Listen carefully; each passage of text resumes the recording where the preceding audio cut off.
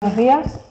Agradezco a la doctora Montserrat León Guerrero, directora del Centro de Estudios de América, Casa Colón, su invitación a participar en el 31 Congreso Internacional de Descubrimientos y Cartografía, dedicado a la cartografía como instrumento político en la boda de Carlos I. Un saludo cordial a los asistentes presenciales y conectados a través de videoconferencia desde España y otros países. Este va a ser el sumario de mi intervención. En primer lugar, voy a hablar del pergamino original y la fotografía. En segundo lugar, de Archer Milton Huntington, un apunte biográfico. Después, la relación de Archer Huntington con la Real Academia de la Historia. Y a continuación, pues de Juan Vespucci, la Carta Universal de 1526 referida a la fotografía. Y terminaré con unas breves conclusiones. La Carta Universal de Juan Vespucci se compone de 4 hojas de pergamino unidas formando un rectángulo de 85 por 262 centímetros. Está firmada por el piloto de Su Majestad en Sevilla en 1526 y es copia del Padrón Real de la Casa de la Contratación. Sus motivos decorativos e iconográficos avalan su condición de obra de arte y de propaganda de la extensión de la monarquía hispánica por el mundo después de la primera circunnavegación de Magallanes Elcano.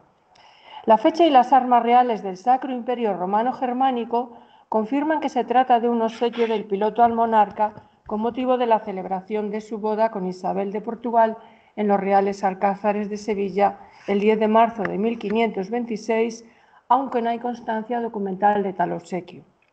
Se desconoce cuándo salió de España.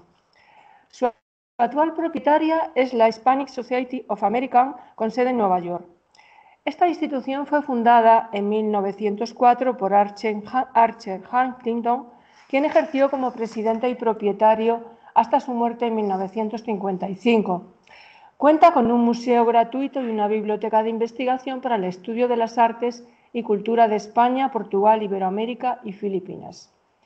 Antes de estallar la Primera Guerra Mundial, que como saben se produjo el 28 de julio de 1914, durante un viaje por Europa, Huntington compró el mapa mundi en Londres al librero y anticuario británico de origen alemán Bernard Alexander Christian Quaritch. Quaritch había fundado una compañía especializada en libros raros y manuscritos que también se dedicaba a la edición. Los bibliógrafos europeos se interesaron por sus libros a través de sus catálogos. Este es uno de los libros ordenados por materias y publicado en Londres en 1868 que se guarda en la biblioteca de la Real Academia de la Historia. Vean el apartado de geografía, libros de viajes. Tengo que aceptar aquí, admitir, ¿verdad? Vale. A ver, ya está. Vale, tengo que estar pendientes. Bueno, y aquí está, como ven, un apartado que tiene de geografía, libros de viajes, atlas y mapas. Además, entre 1887 y 97, Quaritch fue publicando un catálogo general en 17 volúmenes con materias sobre cartografía, historia natural, bellas artes, publicaciones periódicas, orientalismo, libros de viaje, arqueología, incunables, biblias, literatura, obras de Shakespeare y obras sobre hispanismo. La noticia de la adquisición del mapa mundi por Archer Huntington para la Hispanic se publicó en la revista de la Real Sociedad Geográfica de Londres, en donde aquí se publicaban informes y artículos de investigación de la sociedad desde 1831. El propietario Quaritch editó un folleto describiendo el mapa y reproduciendo la parte de Centroamérica e islas de las Indias Occidentales. El hallazgo era valioso porque Juan Vespucci, sobrino de Américo Vespuccio, solo se conocía el mapa en proyección polar azimutal publicado por Harris en su libro sobre el descubrimiento de América. Le acompañan algunas noticias de la actividad del piloto en la Casa de la Contratación de Sevilla y de su nombramiento con otro compañero para examinar a los pilotos, sustituyendo a Sebastián Caboto, y algunos errores de longitud en el Nuevo Mundo y en la costa de América del Norte. En la noticia de la revista se explica en nota que el mapa había sido comprado por la Hispanic Society of America y que era de esperar que se publicase un facsímil al merecer un estudio cuidadoso por parte de los historiadores de la cartografía. Sin embargo, en 1926, en la misma revista, bajo el título Vespucci World Map 1526, se comentaba la reseña hecha en 1915, el valor del mapa manuscrito formado 4 años después del regreso de la nao Vitoria a Sevilla y la impaciencia de los investigadores esperando la anunciada reproducción, aunque las circunstancias históricas seguramente retrasaron su aparición. Se refería a la Primera Guerra Mundial, entre 1914 y 1918. Y el autor de la noticia relataba que la Sociedad Geográfica de Londres había recibido de la Hispanic 4 volúmenes que contenían una copia fotostática a tamaño real del mapa, pero el formato y la presentación les decepcionó porque era inadecuado para estudiar el mapa. En efecto, esta se dividió en 423 secciones de 7,5 y 5,5 centímetros y además la acompañaba un mapa clave con la imagen general completa, pero a escala muy pequeña, dividido en 24 secciones numeradas en niveles de 8. Los números que figuran en las hojas a gran escala, pero no hay pistas sobre la posición de los fragmentos dentro de las secciones más grandes, que contenían de 15 a 18 fragmentos. Es decir, que encontrar cualquier hoja en el cuerpo del mapa general era una tarea laboriosa. Además, la organización de las secciones en 4 volúmenes independientes no tenía nada que ver con la subdivisión del mapa. Las hojas estaban unidas con anillas dentro de tapas de cueros, pero su tamaño minúsculo resultaba molesto. En conclusión, el dinero y el tiempo invertidos se había desperdiciado y se preguntaban quién estaría al cargo de esa edición.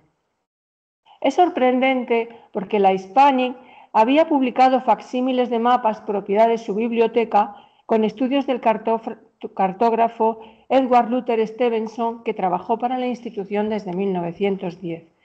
Así, en 1916 había publicado Facsimiles of Portland Chart con 32 piezas en esta carpeta que les muestro. O este catálogo de cartas portulanas de 1911. Con razón, el autor del artículo de la revista señalaba que el responsable de la edición de las copias fotostáticas del Mapamundi de Vespucci no era el que se ocupó de las anteriores publicaciones. No he podido localizar ningún ejemplar de esta edición del mapa en los 4 volúmenes.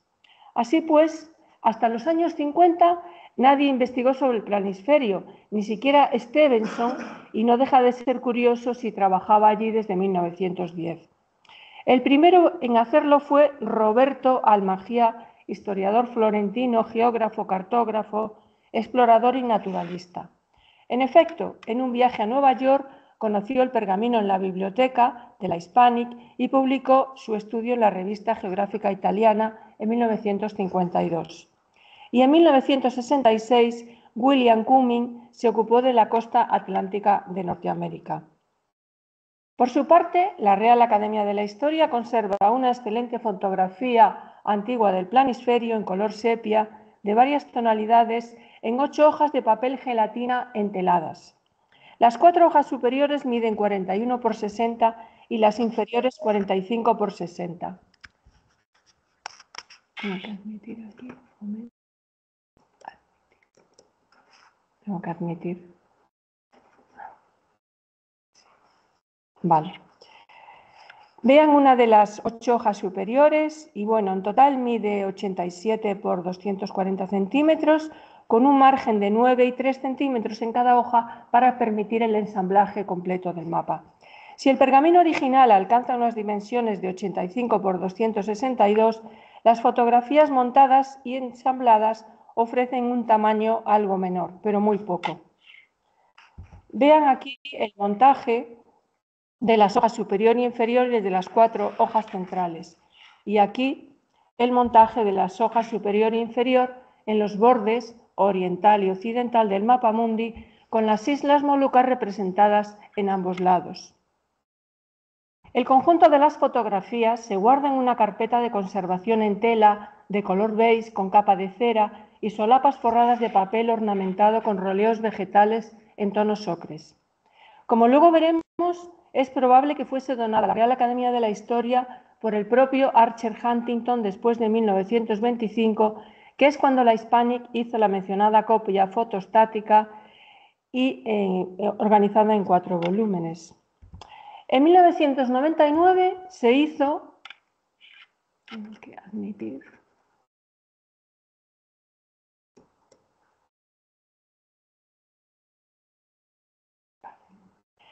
una edición facsímil del planisferio a cargo de Ediciones Grial con el patrocinio de la Hispanic Society de América y consta de 921 ejemplares numerados y le acompaña un libro de estudio de Ángel Paladín Cuadrado.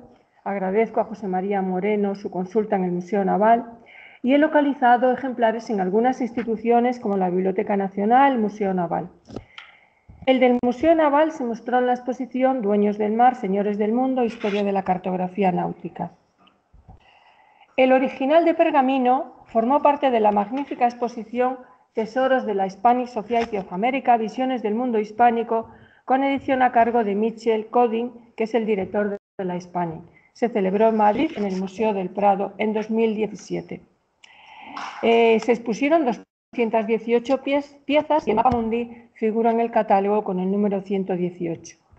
Esta es la fotografía del catálogo. Sí.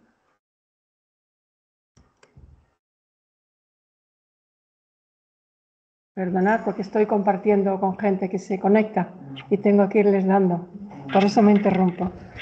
El 15 de enero de 2024, Luis Robles Macías defendió su tesis doctoral sobre Juan Vespucci, un cosmógrafo, marinero y comerciante en el corazón de la cartografía española del Nuevo Mundo, en la Facultad de Historia de la Universidad Libre de Bruselas. En ella analiza exhaustivamente su biografía, su producción cartográfica y su actividad como piloto y comerciante. Desde entonces ha ido publicando algunas aportaciones de sus investigaciones. Datos biográficos novedosos sobre Juan Vespucci, sus familiares, su traslado a Sevilla y su actividad como piloto, cartógrafo, mercader, autor del Planisferio Náutico de 1526, de la Carta Portulana, firmada y fechada en 1520, conservada en el Archivo General de Indias, y de los mapamundis en proyección azimutal, publicados hacia 1524, como este de la Biblioteca Huntington de la Universidad de Harvard. Vespucci fue despedido de la Casa de la Contratación en 1525. Para Consuelo Varela, el motivo pudo ser el espionaje, basándose en unas cartas supuestamente incriminatorias enviadas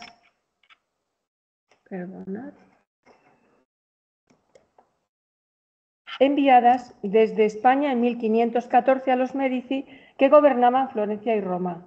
Y esta hipótesis se ha venido repitiendo por sucesivos investigadores. Sin embargo, Luis Robles Macías ha demostrado que esas cartas fueron escritas por un homónimo que trabajó como diplomático para los Medici. Ese año, Juan Vespucci estaba en alta mar, navegando hacia América Central. Para este investigador fue expulsado por su negativa a unirse a la expedición a las Molucas, porque en esos momentos primaban sus actividades comerciales sobre sus obligaciones como piloto real. También ha documentado la expedición de Vespucci a Cubagua en 1525 y otro viaje mercantil a Nueva España en 1527, en donde pudo perder el barco y la vida. Vamos a ver ahora a continuación, pues eso, el capítulo dedicado a Archer Milton Huntington, apunte biográfico. Huntington nació en Nueva York en 1870 y falleció en Connecticut en 1955. Fue hispanista, poeta y filántropo. Su nombre y apellido fue Archer Milton Wordsman, pero en 1884, al contraer su madre segundo matrimonio con Collis Potter Huntington, Archer recibió el apellido del padre adoptivo. Este padre adoptivo, Collis, fue reuniendo una de las grandes fortunas de la época, constituyendo un imperio ferroviario y naval. Archer asistió a los mejores colegios privados, tuvo profesores particulares y estudió griego, latín, historia y literatura inglesa. El viaje a Europa en 1882, con 12 años, marcó el futuro de su formación. En Londres compró un libro sobre los gitanos españoles y allí comenzó su interés por España, que mantuvo durante toda su vida. Al regresar a Nueva York con 14 años, en su casa, inició estudios sobre España, su cultura y su lengua con una profesora particular oriunda de Valladolid. En 1892 viajó a España siguiendo la ruta del Cid desde el norte hacia Valencia. Años más tarde, él mismo en Estados Unidos tradujo al inglés el Cantar de Mio Cid en 3 tomos. En 1898 emprendió el viaje al sur de España para dedicarse a la arqueología y a la compra de libros. 2 años después, al fallecer su padre, heredó su fortuna y pudo realizar el sueño de formar su museo y biblioteca que abarcaría todas las artes y letras del mundo hispánico. Empezó a coleccionar pintura antigua española y artes decorativas para completar la visión global de su museo, siempre al amparo de la legalidad y vinculado con proyectos de investigación serios e intercambio de ideas con representantes de la cultura española. A diferencia de otros millonarios norteamericanos de la época que compraron en España, Huntington lo hizo con marchantes de arte, anticuarios y subastas de París, Londres y Nueva York. Excepcionalmente compró en España algún libro suelto y manuscritos, además de la biblioteca del Marqués de Jerez de los Caballeros, que en aquel momento era la más valiosa colección privada de manuscritos y raros de la literatura española. La adquirió en 1902 durante un viaje por Sevilla y nadie impidió que saliese de España. Archer Huntington compró un terreno en el Alto Manhattan y en 1904 formó una fundación bajo el nombre de Hispanic Society of America con una biblioteca y un museo español públicos. Su objetivo fue fomentar el estudio de la lengua y la literatura y el arte hispánico. El término hispanic se refiere a la cultura hispánica cuyo origen se remonta a la antigua Hispania romana, tomando forma moderna en las naciones de España y Europa, que a su vez se expandieron por el continente americano. Por ello, su acción se extendía por España, Portugal, Hispanoamérica y Filipinas. El 20 de enero de 1908, la fundación se inauguró oficialmente y al año siguiente presentó una magnífica exposición temporal de la obra de Joaquín Sorolla, otorgando el reconocimiento internacional al pintor y a la institución. En 1911 encargó a Sorolla una serie de grandes cuadros sobre la visión de España para la decoración de la biblioteca. Reunió una extensa colección de objetos hispánicos de pintura, escultura, arqueología, numismática, textiles, cerámica y una biblioteca de gran valor, guiado por el deseo de condensar el alma de un pueblo en un museo. Antes de estallar la Primera Guerra Mundial, en 1914, estando en Londres, adquirió el mencionado mapa mundi de Juan Vespucci. Huntington se casó en Londres en 1895 con su prima Helen Manchester, de quien se divorció en 1918. Contrajo segundas nupcias en 1923 con la escultora Anna Bauhiat, no tuvo hijos y su patrimonio se repartió entre las instituciones que él había fundado. Huntington fue una de las personalidades que más influencia ejerció en el avance de los estudios hispánicos en Estados Unidos durante la primera mitad del siglo XX. Gracias a su mecenazgo, gran número de hispanistas pudieron llevar a cabo sus proyectos y publicar sus investigaciones. Como reconocimiento a su erudición, recibió títulos honoríficos de las universidades de Yale, Harvard, Columbia y Madrid y fue elegido miembro correspondiente de las Reales Academias de la Historia Española y Bellas Artes de San Fernando y formó parte de interesantes museos. Entre los españoles recordemos la Casa del Greco, la Casa Cervantes y el Museo Romántico y el Instituto Valencia de Don Juan, Museo de Sorolla. En la imagen pueden ver el monumento a los portadores de la antorcha de Anna Huntington. Se encuentra en Madrid en la Universidad Complutense. Fue inaugurada por el matrimonio en 1955 con asistencia de muchas personalidades. Archer Huntington y la Real Academia de la Historia. Huntington fue propuesto para académico correspondiente por 3 académicos numerarios en una sesión celebrada el 20 de marzo de 1903 y se le comunicó por escrito y se le envió su diploma. Desde entonces, el académico empezó a enviar muchas publicaciones a la biblioteca. En 1903 y 4, en las actas, se documentan varios donativos de cuidadas reproducciones de obras antiguas. Hasta su muerte en 1955, la Hispanic publicó, bajo su supervisión, más de 200 monografías sobre casi todos los aspectos de la cultura hispánica. En la imagen de la derecha vean una nota de secretaría sobre la comunicación de la Junta de los obsequios de nuevas reproducciones que habían llegado para la biblioteca. Este libro de Angélica de Luis Barahona de Soto de 1586 tiene una cubierta de pergamino y le acompaña esta nota manuscrita del donante. El propio Huntington en 1897 tradujo al inglés el Cantar de Mio Cid y envió un ejemplar a la Academia que se presentó en 1904. Huntington también financió el índice de la España Sagrada del Padre Flores que realizó Ángel González Palencia, oficial del Archivo Histórico Nacional. En el Boletín de la Real Academia de la Historia de 1923 figuran unos libros de Parker reseñados por el secretario Vicente Castañeda y que dice que publicados por la Hispanic, es decir, por nuestro académico correspondiente, modelo de bibliófilos. En sus viajes por España se relacionó con muchos historiadores y personalidades de la cultura. En el año 98 conoció al duque de Alba en las tertulias del Marqués de Jerez de los Caballeros en Sevilla. Y en Madrid participó en las tertulias domingueras de Antonio Maura, el duque de Alba, Asís de Palacios y el conde de Valencia de Don Juan, político e historiador de arte, que fundó en 1916 el Instituto Valencia de Don Juan. En 1912 Huntington visitó a Sorolla en su casa y a su muerte entabló amistad con el pintor José López de Mezquita. En 1929 estuvo de nuevo en España con su esposa. Visitó a Mariano Benlliure y la Casa Museo Sorolla, ya fallecido. Mantuvo una estrecha relación con el duque de Alba. Su mujer Ana le conoció en ese viaje y dejó anotadas algunas impresiones en su diario. El matrimonio asistió a la ceremonia de imposición de la Orden de Santiago al duque de Alba y el 9 de mayo se inauguró la Exposición Iberoamericana de Sevilla, que sería clausurada el 21 de junio de 1930. Participaron instituciones españolas y extranjeras.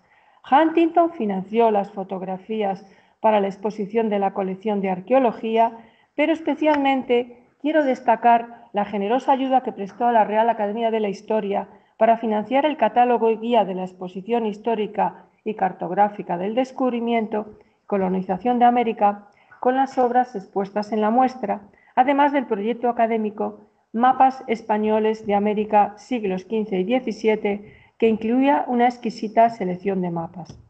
En efecto, en junta de 31 de mayo de 1929, el director duque de Alba informó a la Academia de que en la exposición iberoamericana había una sala con una muestra de cartografía con mapas sobre el descubrimiento de América y su colonización por los españoles en los siglos XVI, XV, XVI y XVII, considerada interesantísima. Como no se había podido editar el catálogo con los mapas expuestos y otros muy interesantes conservados en colecciones oficiales y particulares, porque ni la Academia ni la exposición disponían de fondos, había recibido el duque de Alba de la Hispanic $25.000 que el señor Huntington había puesto deliberadamente a su disposición para que realizase la empresa. Para ello se formó una comisión académica presidida por el duque de Alba, el Ángel Antón Aguirre, Vicente Castañeda y Javier Sánchez Cantón. Ese mismo año se publicó, la que ven aquí, la guía de la exposición histórica y cartográfica con un listado de las obras expuestas en diferentes vitrinas indicando su procedencia: Real Academia de la Historia, Archivo de Indias, Archivo Histórico Nacional, Archivo Simancas, Museo Arqueológico Nacional, etc. La información de las actas académicas es una primicia que presento en este congreso, pues hasta ahora nadie se había referido al mecenazgo de Huntington en el proyecto académico Mapas Españoles de América, siglos XV y XVII. Seguiremos investigando. ¿Y está dentro de la guía hay reproducciones? No, ya te contaré. No. El 7 de junio de 1929, la Academia, atendiendo a los beneficios que en todos órdenes viene prestando a la general cultura y al desprendimiento con que recientemente, como la Academia lo sabe, ha acudido a lo necesario para la publicación del catálogo de mapas siglos XVI y XVII referentes al descubrimiento de América y a su colonización por España, acordó por unanimidad elevarlo a la categoría de miembro honorario. El duque de Alba presidió el comité de organización del tercer Congreso de Historia y Geografía Hispanoamericano, que se reunió en la exposición de Sevilla del 2 al 8 de mayo de 1930 en los jardines y pabellones de la exposición y en el Palacio de la Plaza de España. Antonio Ballesteros y Beretta fue su vocal vicesecretario.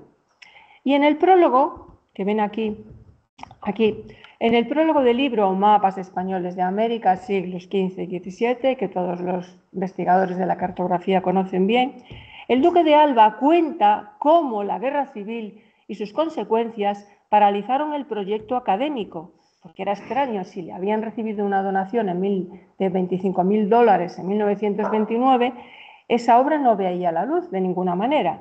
Y entonces lo que ocurrió, según cuenta el duque, es que se destruyó el papel y una parte de los tipos fundidos para la impresión de la obra durante la guerra.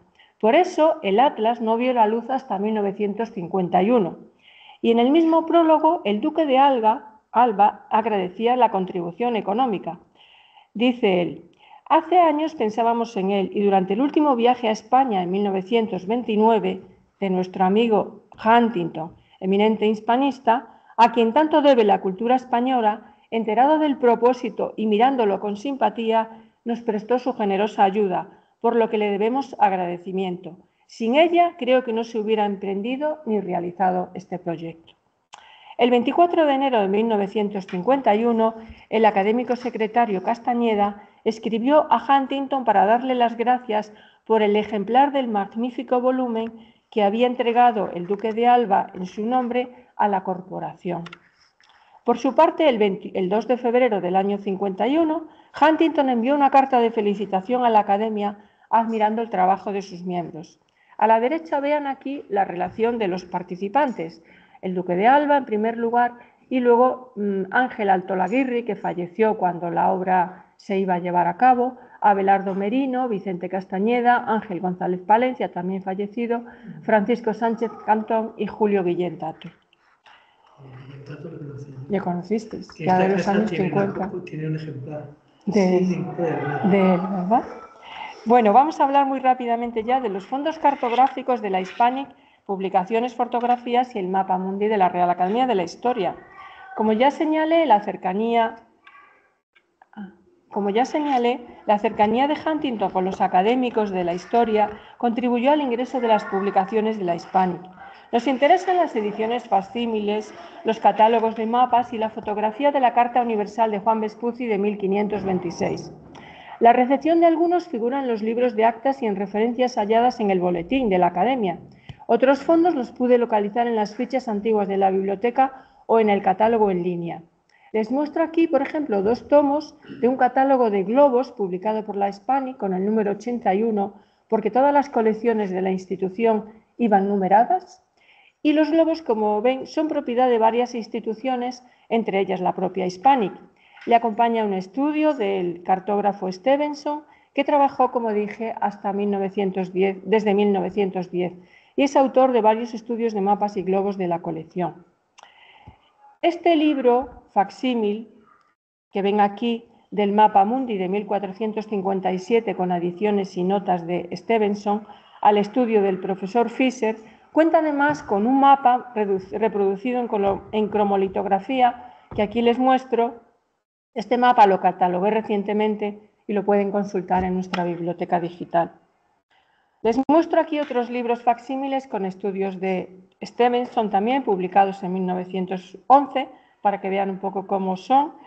El primero contiene un catálogo con 32 cartas portulanas custodiadas por la Hispanic y el segundo es un atlas manuscrito del British Museum. Son ediciones muy cuidadas, con buenas encuadernaciones en pasta dura, en piel o tela. En la cubierta llevan siempre el sello de la Hispanic, un navío sobre el mar flanqueado por las columnas de Hércules y la filacteria con la inscripción Plus Ultra, inscrito sobre un círculo y este sobre un cuadrado con nudos marineros y los castillos y leones del escudo de Hispania. Esta carpeta, que ya les mostré antes, contiene 16 portulanos, propiedad de la Hispanic, acompañados de un estudio de Stevenson. A la izquierda la carpeta y a la derecha la portada del estudio. Las 16 láminas a color son de una excelente calidad. Se guardan en una carpeta encuadernada, como ven aquí, en tela gris, con capa de cera protectora. Presenta 4 cintas de algodón de cierre y el interior está forrado con tela decorada también con roleos vegetales. Esto es el contenido. Les comento que pronto, como he pedido una ayuda, una subvención para las digitalizaciones que ofrece el Ministerio de Cultura, pues este facsímil va en el listado de lo que me han aceptado y pronto estará disponible en la biblioteca digital con sus reproducciones, que son magníficas. Y ya no me detengo. Bueno, yo ponía este en relación con el nuestro, porque lamentablemente no he podido localizar la documentación sobre el ingreso de la colección de portulanos en la academia, el anterior, pero tampoco he podido llegar a encontrar las fotografías de la carta, la procedencia, quién la regaló realmente. Pero no es de extrañar porque hay muchas obras que no se sabe, se ha perdido la documentación o no se conoce la procedencia.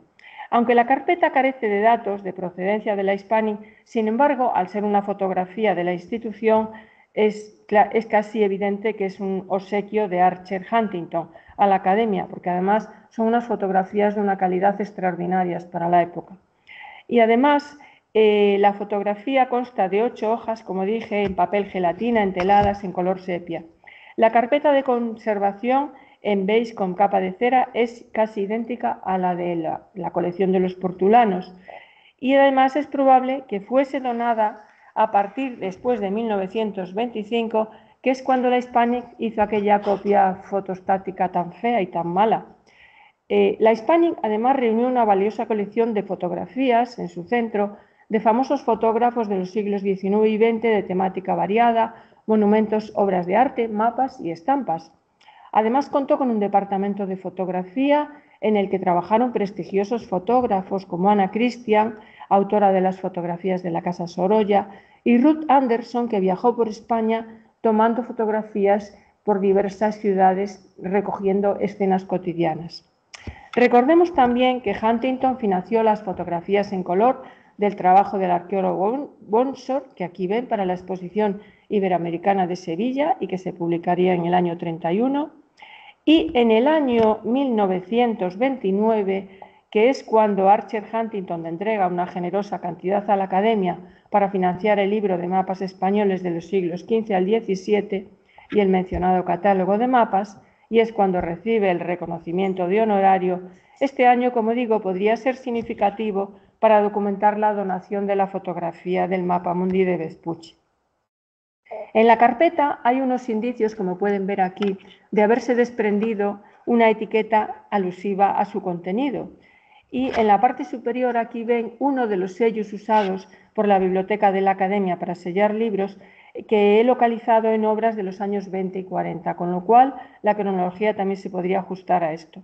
Entonces pienso que las fotografías fueron donación casi seguro de Archer Huntington para incluir, incluso pienso que las mandó también con la idea de que las incluyese la Academia en el proyecto académico de mapas españoles de los siglos XV al XVII. Sin embargo, al revisar el contenido, he visto que de los años, no está por supuesto, pero que de los años 20 del siglo XVI, en este libro de mapas solo se publicó la Carta Universal de 1529 de Diego Rivero, conservada en la Biblioteca de Weimar, precedida de unos mapas colombinos y de la Carta de Juan de la Cosa. Vamos a ver ahora las fotografías de la carta. Juan Vespucci, la Carta Universal de 1526. Les voy a mostrar ahora las 8 fotografías. La del borde superior izquierdo, que ven aquí, representa el Pacífico con las Molucas diseñadas en el extremo inferior de la hoja en la parte occidental del hemisferio para reivindicar su pertenencia a España con la bandera de Castilla. El epígrafe dice: Isla de Gilolo e de Maluco, a donde nace la especería del clavo e del rey de Castilla. La hoja 2 muestra la parte más decorada del conjunto: América Central con las islas del Caribe, Ciudad de México, América del Norte con la expedición costera del norte de Florida hasta la Carolina del Sur, organizada por Locas de Aillón en 1521, por eso le llama Tierra Nueva de Aillón. José Miguel Alonso ha trabajado esta expedición en la cartografía en un trabajo sobre la primera ciudad de Norteamérica, Vázquez de Aillón y sus viajes de descubrimiento. En 1525, Aillón envió a a continuar la exploración de las tierras. Según Luis Robles Macías, el planisferio de Vespucci es el primero en representar los topónimos relacionados con Pedro de Queso y Lucas de Ayllón, ausentes en Salviati y Castiglioni, con las costas actuales de Carolina y Virginia. Asimismo, Vespucci no recoge los datos de la expedición de Estémaz Gómez, porque cuando Gómez estaba en La Coruña, Vespucci se hallaba en el Caribe y no regresaría a Sevilla hasta 1526. Como ha señalado Antonio Sánchez, el escudo de armas del emperador Carlos es una representación del emperador en sus dominios para mostrar los logros de la Casa de Habsburgo en América y en las Molucas. Según García Redondo, Vespucci es el primero en introducir un elemento alegórico, el águila bicéfala con el escudo del emperador, cubriendo la parte del norte del Nuevo Mundo en el vacío cartográfico para mostrar la progresiva expansión del dominio español.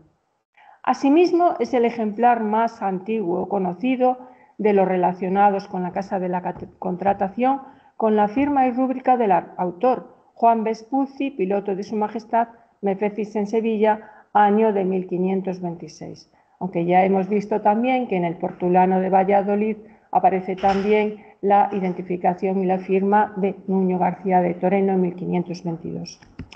En la hoja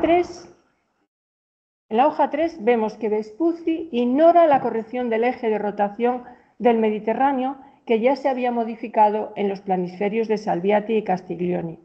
El Mar Rojo se ilumina en color bermejo como en los portulanos medievales. Esta fotografía, por cierto, es una de las más desvaídas del conjunto. La hoja 4 está muy dañada. Ha perdido un trozo importante de pergamino correspondiente al continente asiático. Observen a la izquierda la bandera de Portugal y a la derecha la castellana marcando la línea para reivindicar las Molucas. La hoja 5 es continuación de la hoja 1, la parte inferior del extremo occidental del planisferio con las islas de Gilolo y Maluco y su epígrafe ya comentado en la hoja 1. Vean el detalle en el recuadro, se lo reproduzco aquí también. Y la hoja 6 muestra América del Sur con las banderas castellanas en el norte y sur para marcar la línea de demarcación de Tordesillas. El interior está lleno de motivos iconográficos expresivos como la cosecha de palo de Brasil, 2 navíos surcando las aguas del Pacífico y sorprende además el topónimo estrecho de San Antón que descubrió Hernando Magallanes, dice así, como ya apuntaron varios autores, porque ya en los anteriores que hemos comentado de 1525 ya aparece como estrecho de Magallanes. La hoja 7 representa el centro y sur de África con las banderas portuguesas en el continente y en uno de los navíos cerca de la costa. La hoja 8 corresponde al extremo oriental del planisferio en su parte inferior, el Océano Índico, en las costas asiáticas, las banderas portuguesas, que también luce uno de los navíos, las islas de Gilolo y Maluco y la bandera castellana. Y como ven, y dice así, en este lado, el epígrafe dice, estas son las islas de Maluco, a donde nace el clavo que descubrió Magallanes por mandado del rey de Castilla. Aquí lo tienen, a ver si lo ven aquí. Este es el epígrafe. En el ángulo inferior, como ven, el pergamino ha sufrido otro gran desgarro.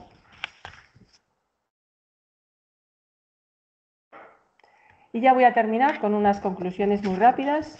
Bueno, pues la fotografía de la Real Academia de la Historia constituye un valioso documento para el estudio y conocimiento del planisferio de Juan Vespucci, a la vez que testimonia la vinculación de Archer Milton Huntington y de la Spanish Society of America con la corporación académica. Pronto estará disponible en la biblioteca digital de la Real Academia de la Historia para la consulta de los investigadores de todo el mundo. En el inventario post-mortem de los papeles de Alonso de Santa Cruz de 1572 figuran 24 orbes o descripciones universales y en 23 de ellos se indica que están ornados con escudo de armas o imperiales, además de otras cartas particulares con estos atributos.